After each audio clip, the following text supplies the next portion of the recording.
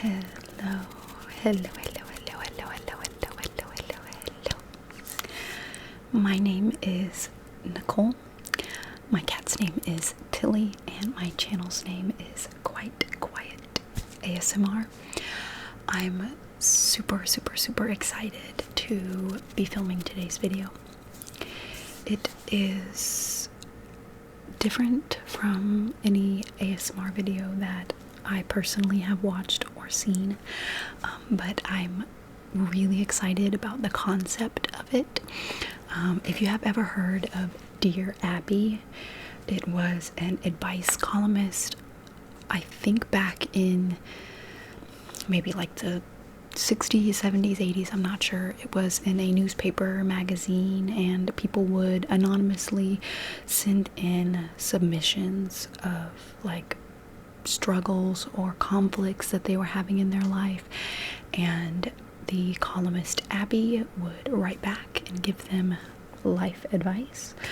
And I asked you guys for some submissions, and there are 2 of them that I am going to answer today. If you guys have some that you want to continue this series and you want to comment down below or email me if you want to be more anonymous. But let's go ahead and get started. So the first question is, should someone say yes to someone pursuing them who they know is way too good for them? Let's call it Cinderella.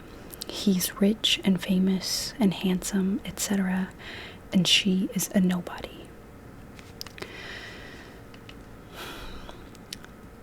So this is an interesting question, just because she is a nobody, he's too good for her. It already kind of starts out a little interesting. They are rich, famous, and handsome. I would say money, fame, and appearances are the last things in the world that can make someone too good, especially too good for someone else. So I would say, if you are the person who is being pursued by this rich, famous, handsome guy,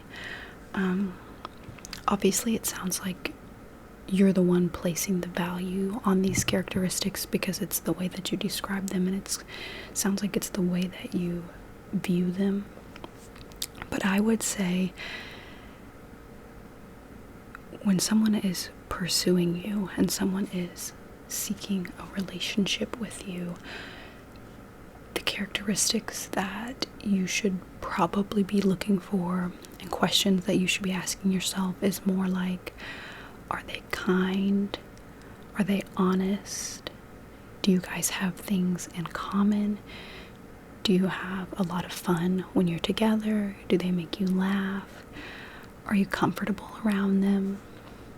You know, I think a lot of people are told like that you should have all these butterflies and you should be so nervous that you can't even talk to the person and you clam up when they come around. But I really think it should almost be the opposite. You know, when you're around someone that you really like, or that you would like to have a conversation, or I mean like a relationship with in the future, I would think that you would want someone who you just naturally feel so comfortable around, and conversation just flows and everything just feels so comfortable and just right. You know, it should just feel right.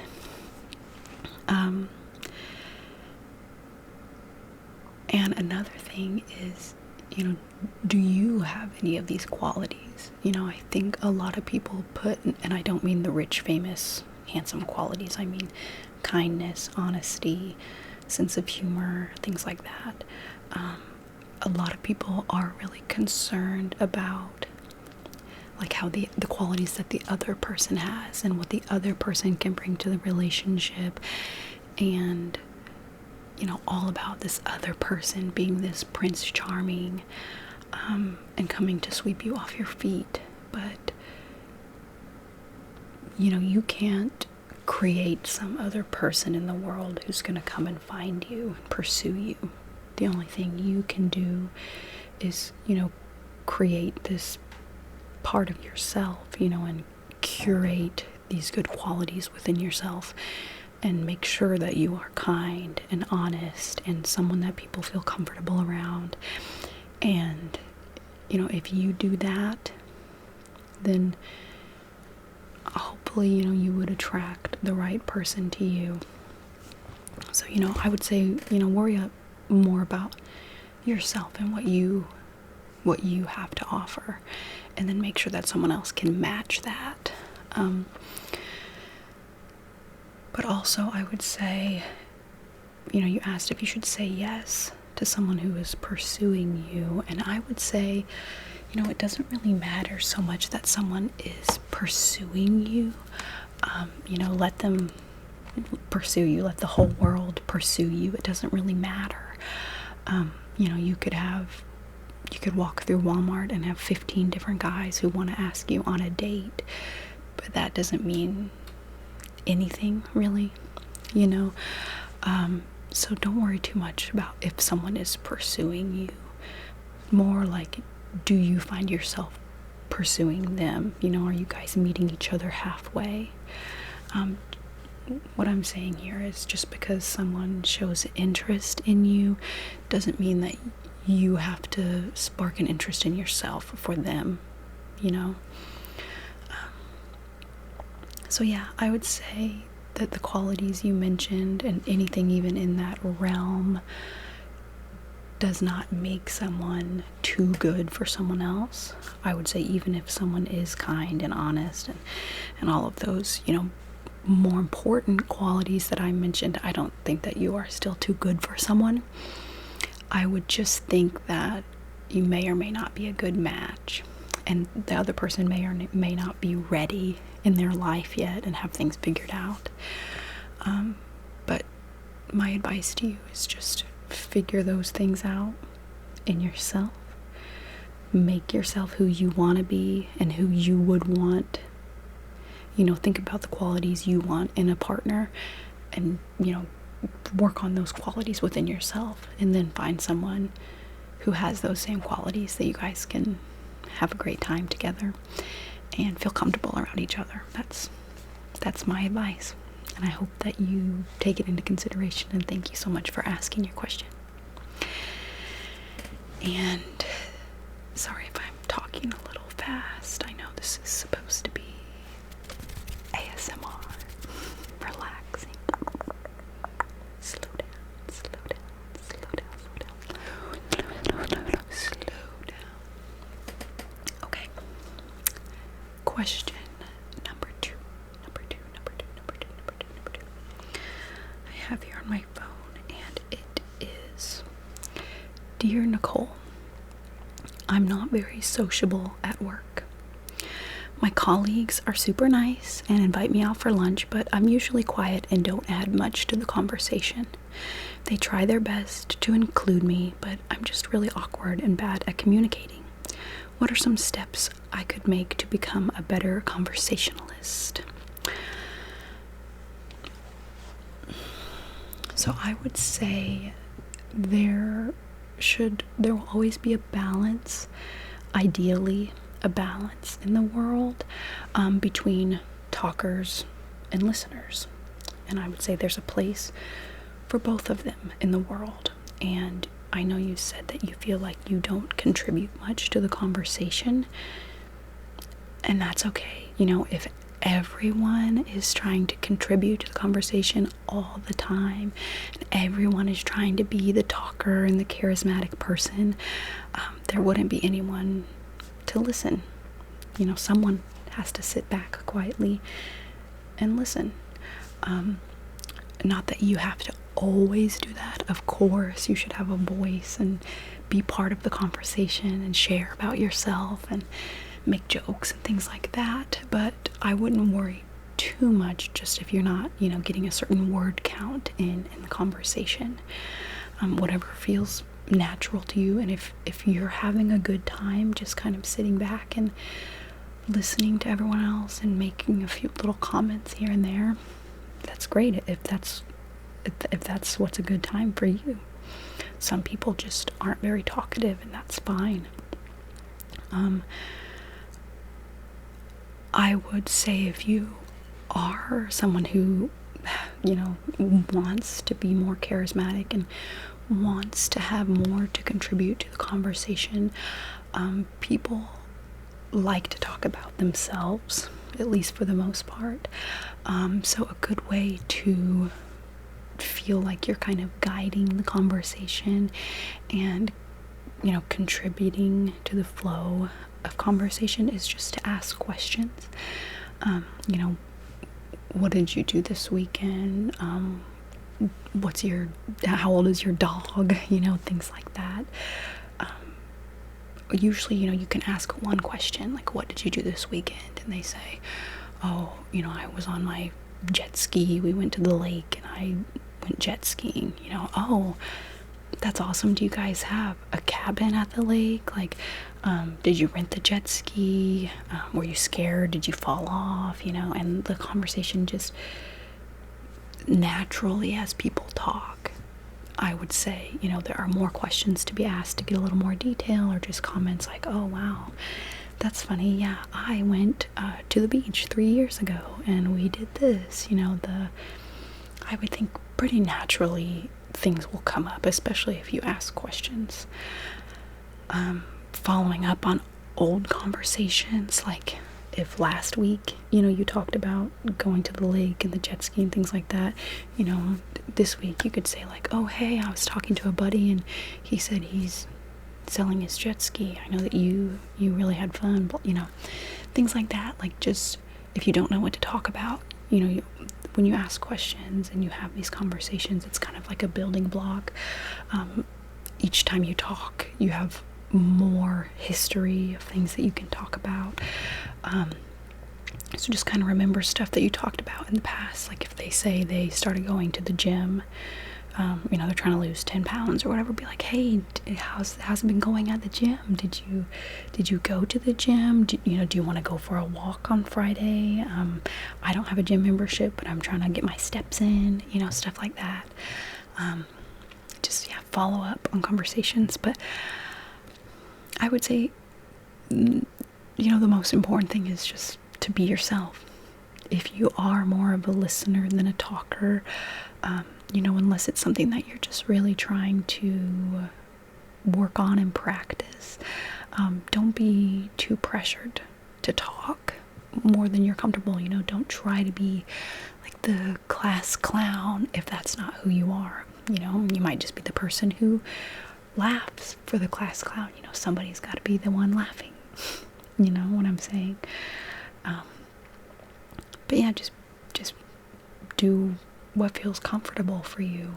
It's fine, to leave your comfort bubble every now and then, but you don't have to completely change who you are just to fit in with certain people. Your coworkers seem nice, inviting you places and things like that.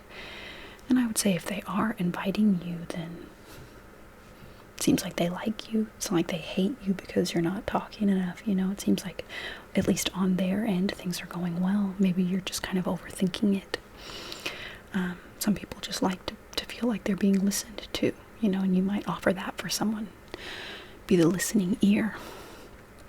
But, do you feel this way with everyone?